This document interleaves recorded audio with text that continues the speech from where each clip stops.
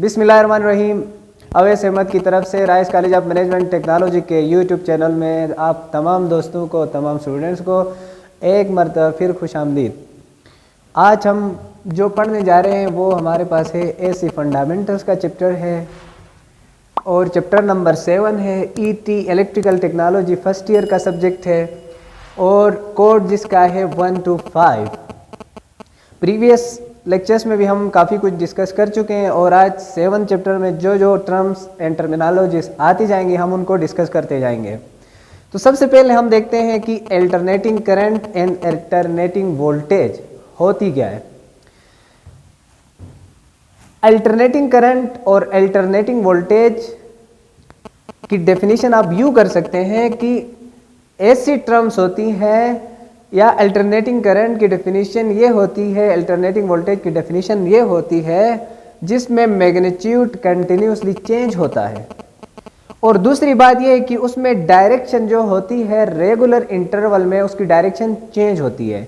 इसका मतलब ये हुआ कि अल्टरनेटिंग वोल्टेज में और अल्टरनेटिंग करंट में जो मैग्नीट्यूड होता है वो भी चेंज हो जाता है और जो डायरेक्शन होती है वो भी चेंज हो जाती है टाइम के साथ। यहाँ पे मैंने एक वेव ड्रा किया है करंट और टाइम के दरमियान। ये वेव जो है साइन वेव है। इसमें 0 से लेकर 180 तक ये जो वेव बन रही है 180 डिग्री तक, ये पॉजिटिव साइकिल कहते हैं। इसको क्या कहते हैं? Positive cycle. इसके बाद जैसे ही 0 से 180 तक अप्रोच करती है तो ये करंट जो होगी अपनी डायरेक्शन को चेंज कर लेगी। फिर क्या होगी? 180 से 360 तक जो साइकिल बनेगी वो हमारे पास जो होगी वो नेगेटिव साइकिल कहते हैं इसको, नेगेटिव साइकिल।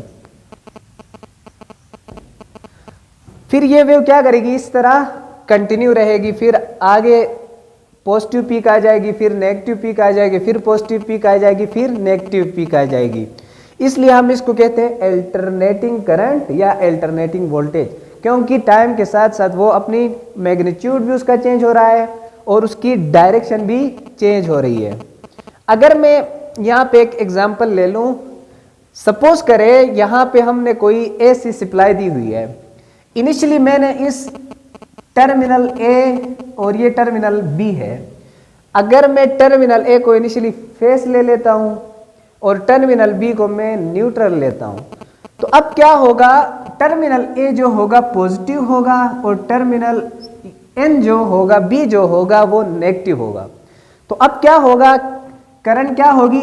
इस डायरेक्शन में फ्लो करेगी और ए से होते हुए न्यूट्रल की तरफ फ्लो करेगी।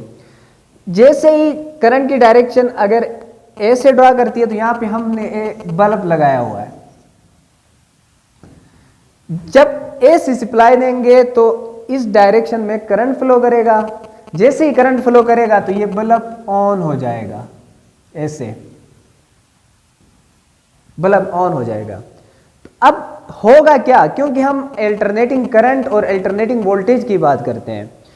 जब हमने एसी सप्लाई दी इसका मतलब ये होगा, क्योंकि एसी सप्लाई में जो होगी करंट जो होती है रेगुलर इंटरवल में अपनी डायरेक्शन को चेंज करती है। तो अब क्या होगा? जैसे ही पॉजिटिव साइकिल कंप्लीट होगी, जैसे ही यहाँ पे पॉजिटिव साइकिल कंप्लीट हुई है तो नेगेटिव साइकिल स्टार्ट होती है। तो अब क्या होगा? टर्मिनल ए जो होगा वो नेगेटिव होगा और टर्मिनल बी जो होगा वो पॉजिटिव होगा, यानी वो उसकी जो डायरेक्शन है वो चेंज हो जाएगी, पोलैरिटी जो है वो चेंज हो जाएगी। तो अब क्या होगा? करंट बी से फ्लो करेगा ए से होते हुए टर्मिनल ए में जाके एंड हो जाएगा, यानी टर्मिनल बी से टर्मिनल ए की तरफ करंट फ्लो करेगा। इसका मतलब ये कि करंट की डायरेक्शन चेंज हो रही है। तो अब क्या होगा? इस सूरत में भी हमारी बल्ब यहाँ पे जो है वो ऑन हो जाएगा। तो ये थी ऑल अबाउट अल्टरनेटिंग करंट और अल्टरनेटिंग वोल्टेज के बारे में। अभी हम जो नेक्स्ट टॉपिक पढ़ने जा रहे हैं वो हमारे पास है वेव फॉर्म।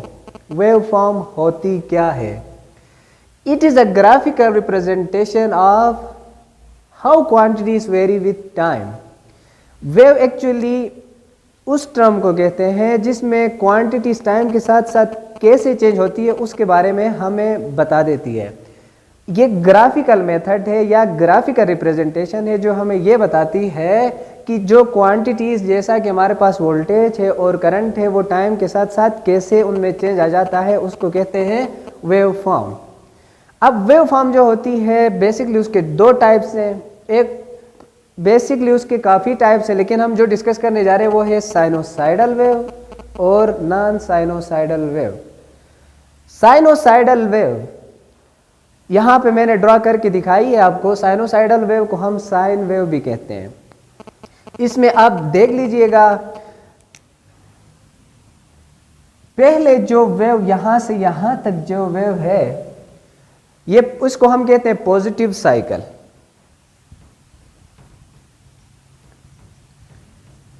अब ये पॉजिटिव साइकिल क्यों कहते हैं? क्योंकि इसमें चेंज जो आ रही है वो पॉजिटिवली आ रही है, यानी इसका जो मैग्नीट्यूड है या एम्पलीट्यूड है वो पॉजिटिव पीक की तरफ जा रहा, इसलिए हम इसको कहते हैं पॉजिटिव साइकिल। अब ये पॉजिटिव साइकिल है वो 0 से लेके 180 डिग्री तक है। 0 से लेके 180 डिग्री तक जो हमारे पास जो हाफ साइकिल आ रही है वो है पॉजिटिव साइकिल।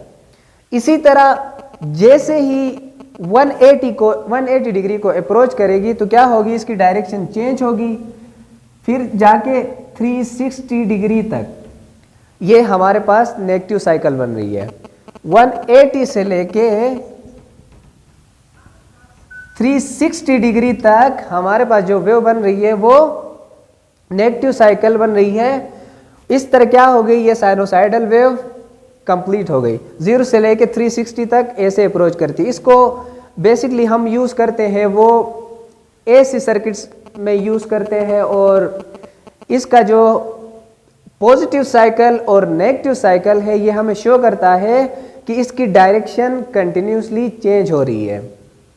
इसके बाद हमारे पास है नॉन साइनोसाइडल वेव, जिसमें स्क्वायर वेव हमारे पास बन रहा है। इसकी निशानी ये स्क्वायर वेव की है, it change the direction suddenly. इसकी जो डायरेक्शन होती है वो अचानक से चेंज हो जाती है, एट वंस चेंज हो जाती है, कंटिन्यूसली चेंज नहीं होती, but it magnitude remains constant. अब ये देख लीजिएगा, यहाँ से यहाँ तक जो मैग्नीट्यूड है इसमें बिल्कुल कांस्टेंट है। इसमें देख लीजिएगा यहाँ से यहाँ तक ये मैग्नीट्यूड, यहाँ से यहाँ तक ये मैग्नीट्यूड। इसका मतलब इसकी डायरेक्शन जैसे ही यहाँ तक अप्रोच करती है तो सडनली इसकी डायरेक्शन चेंज होती है, जबकि मैग्नीट्यूड थ्रू आउट इसका सेम रहता है। तो उम्मीद करता हूँ तमाम स्टूडेंट्स को आज का जो लेक्चर दिया गया वो समझ आया होगा। समझ आने की सूरत में हमारे YouTube चैनल को शेयर करना, लाइक करना और सब्सक्राइब करना ना भूलिएगा। Thank you so much.